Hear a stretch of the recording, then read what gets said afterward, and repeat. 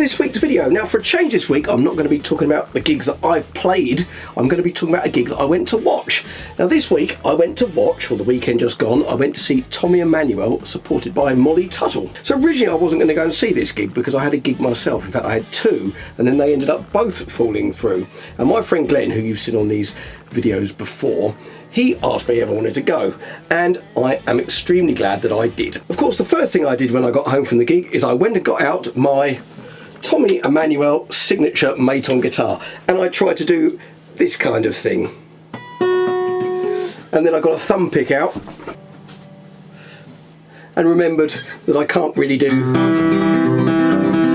fingerstyle guitar all that well, but I can do some of the flat picking stuff that he does. So as a little tribute to him, one of his tunes is called Tall Fiddler, and he puts it in I think it's an open G tuning. So I've done this track which was influenced by Tall Fiddler. It's the same tuning, same kind of feel, but I'm really just improvising some ideas around what he does. Now, just for full disclosure before we go any further, you'll notice that I put some nice colouring effects on this and a little vignette around the outside. That's because what I filmed here, I'd only just got up, I hadn't even got dressed, and I was just fiddling around with a couple of ideas. I played it a few times, thought, oh, that sounds pretty good. I'll come and film it later with the proper camera. So I put my phone up just to record what I'd done as a reference. And when I watched it back, I thought, that's pretty good, that. I don't think I'll probably get any better. In fact, I'll probably do it worse later once I get all the lights and camera on. So I decided to use that. So that's why it's not on the proper camera, etc. But I think I'm pretty pleased with it. There's some quite nice rhythmic things in there. So hope you like it. Here's a track, and then I'll talk about the gig after.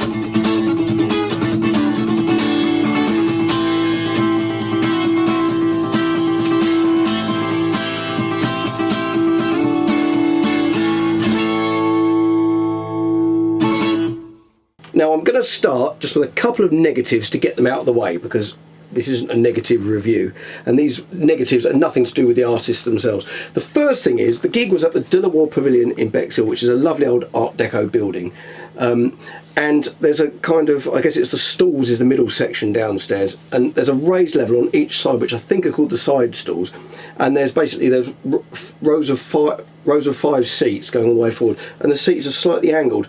Now, I've never sat there at this venue before, but you're basically looking directly at the back of the head of the person who's right in front of you. And then if you can look round them, you're looking at the back of the head of the person on the row in front of them. So basically I had to spend the entire gig like this, which was annoying. Anyway, not the fault of the artist. My second whinge was about the sound. Now, gone are the days where you can't get an acoustic guitar to sound nice through a PA system. I mean, with the pickup systems and and everything, you almost have a embarrassment of riches when it comes to tones that you can use. But I have to say, I thought there was too much treble on the guitar sounds, both Molly Tuttle's guitar sound and Tommy Emmanuel's guitar sound. Molly Tuttle's was worse actually. And it was to the point where she was doing a kind of fast 12-bar thing, and I couldn't hear if it was in a major or minor key. I couldn't distinguish the notes. There was just so much shimmery treble going around. So what I did, I've got musicians attenuating earplugs, and they kind of, you do lose a bit of treble. You're not supposed to, but you do lose a little bit of treble. But it kind of gets rid of all the harshness, and it somehow makes it sound nicer. But if you're standing next to drums, not only does it reduce the volume, but you can hear everything more clearly. You get rid of all the cymbal harshness. So, you know, I wouldn't have thought at my age I'd be complaining there was too much treble, but there definitely was. And as soon as I put them in, it was a much nicer sound. I really enjoyed it from that point on. Right, so let's move on to the gig. No more negatives, I promise you. Glenn, who I went with, he took some short video clips, which you're allowed to do. I didn't actually take any, because if I'd taken some video clips, all you'd see was the back of the head of the person in front of me. But Glenn took some rather good video clips, which he sent me, so I'm going to be using his clips throughout the video. Now, Molly Tuttle came on first, and she sung some of her tunes. Well, I don't know if they're all definitely original tunes. She's very much steeped in that bluegrass tradition. When she's playing, it's very much that language of bluegrass. But let me show you this clip first of her singing. She's got a tremendous voice and an amazing guitar player as well. So just a little clip of her singing here. Stay away from snake oil chick, fool you with fountain pen. One look in his eyes, you'll be hypnotized. He's got that sleight of hand. Sleeping fat like an old tomcat. They say he has 9 lives. The snake oil chick sure met his fate when they shot him down 10 times. And then it's that other clip here. As you can hear, she really has got that bluegrass thing down. It really is total bluegrass language. And this one's not lightning fast what she's playing, but she can play lightning fast, play ridiculously fast. But this is a sort of slower bit. So just a little clip here.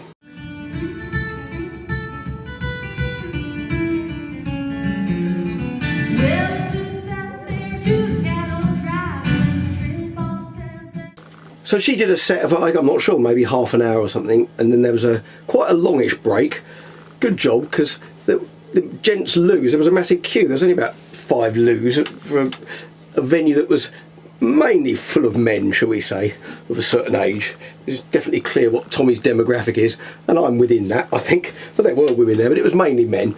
So Tommy came out, and I'm going to have to say, I've nearly gone to see him a few times, and I've always been a bit concerned because I'm not a huge fan of gigs where it's mainly instrumental music. I like singers, actually. I like listening to singers. And in the past I went to see Return to Forever years ago, and it's not really my kind of thing, and I went because I thought I might get it seeing it live, but no singer, didn't enjoy it. I went to see Jeff Beck once, even though he's one of my favourite guitarists. I got fed up with that because there was no singing. I know it's silly, isn't it? And I thought this might happen with Tommy as well. It didn't though. So he started off, I can't remember the order of all the stuff he did, but he did a kind of classical gas sounding piece. I think this was the first tune. Anyway, this is one of Glenn's videos, so check this out.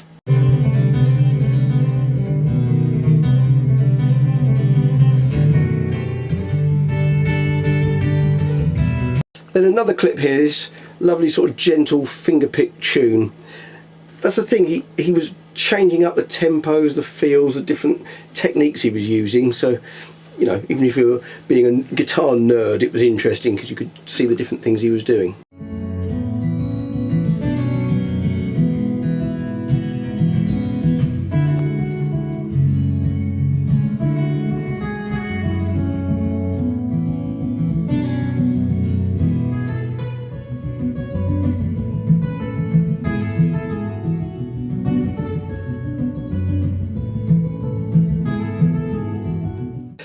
Then he played a tune which he went into Tool Fiddler, which is the one that I kind of based that tune track on earlier that I did. And I think he uses a different tune. Well, he definitely uses a different tune on Tool Fiddler. So it's I think the top 4 are the same, and then you tune the bottom 2 a tone down. And he used a different guitar. This one's got a cutaway on it.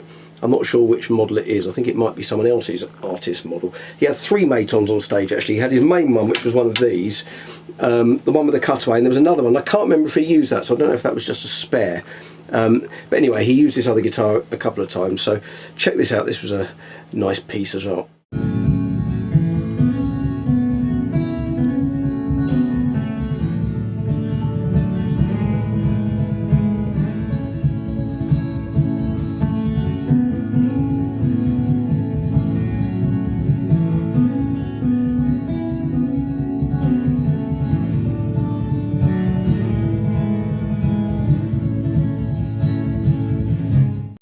Then another clip here, he does a faster rag, you know, with the old thumb pick, which I can't do. I just keep reminding myself.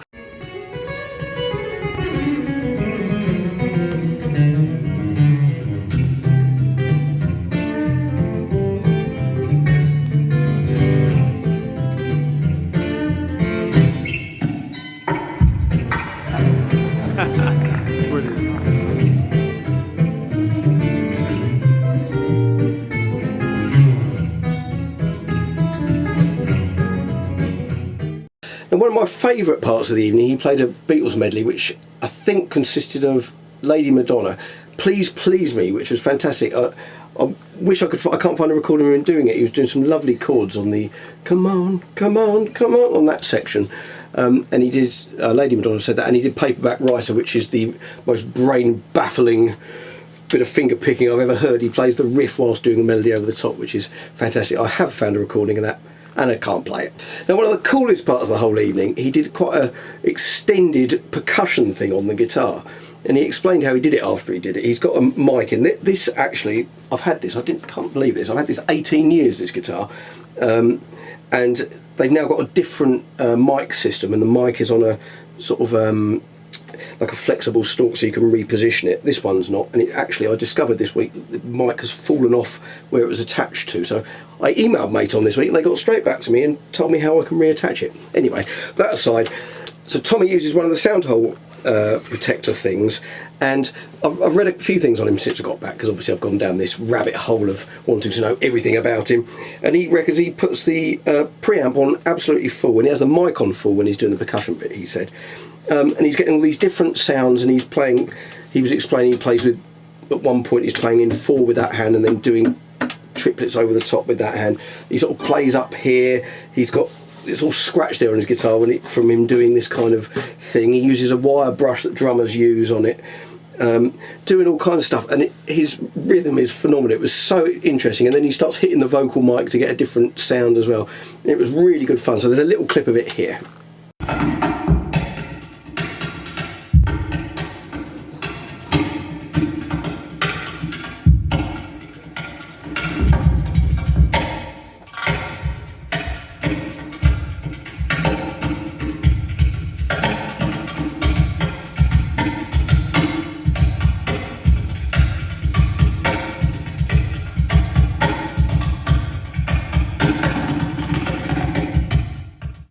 At the end of his set, he invited Molly back on stage, and they played a couple of sort of bluegrassy tunes that he said that Molly had taught him.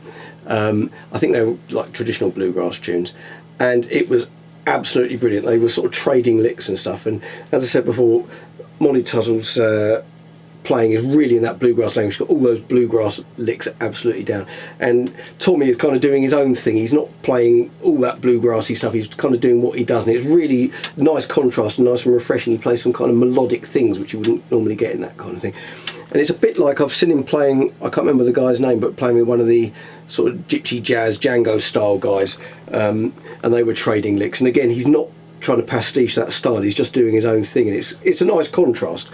You got kind of Tommying over those different styles. It sounds great.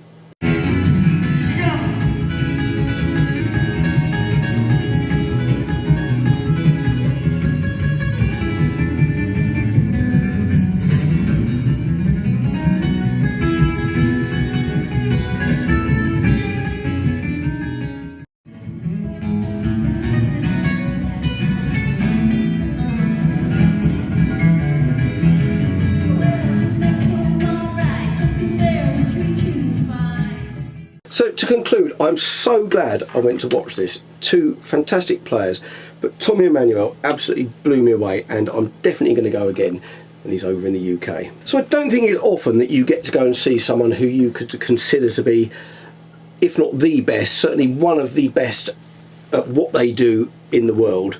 I've seen a few people that I would put in that category. Before he died, I saw James Brown. I mean, he's what, the godfather of soul. I mean, he defined it, didn't he? And seeing him do that. Also, last year I saw Derek Trucks, and I would say, for that slide thing, he is absolutely, he's the best at doing it. The difference between him and Tommy, though, Derek looked really cheesed off. In fact, my only other review I've done of gigs, I included that. The whole band looked bored and fed up, which you definitely can't accuse Tommy Emmanuel of that. He's so full of energy and joy, he looks like he couldn't think of anywhere else he'd rather be. Tommy was on stage probably for about, I think it was about an hour and 45 minutes, playing in using all these different techniques, all these different types of music, different tempos, the rhythmic thing, the singing, and I didn't hear a single mistake.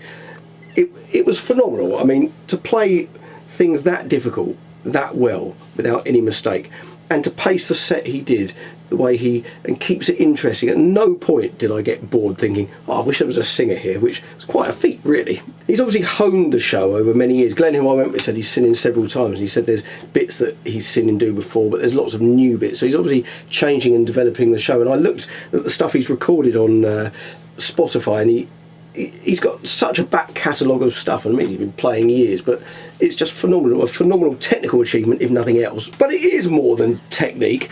I have to say, it's not all about the technique. He's so musical.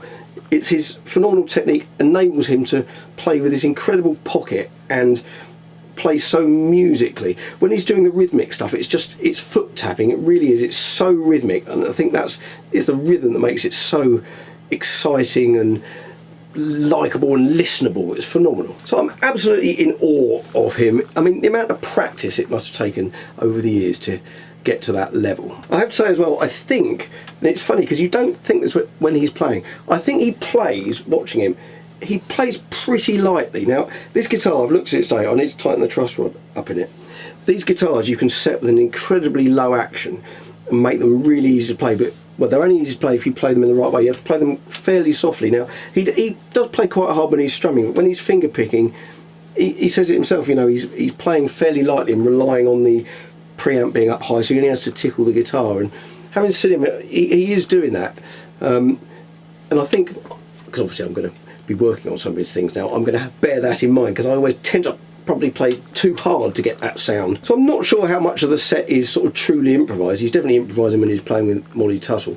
I think it's probably, as I say, he's honed the set, and there's fixed points in it, because the lighting cues were all bang on, like they knew where he was going to stop. He was doing tempo changes, the lights would change, so there's obviously sort of reference points. Either that, or he's got this lighting man with the fastest reactions in the world, but I suspect there's sort of similarities to the set each night.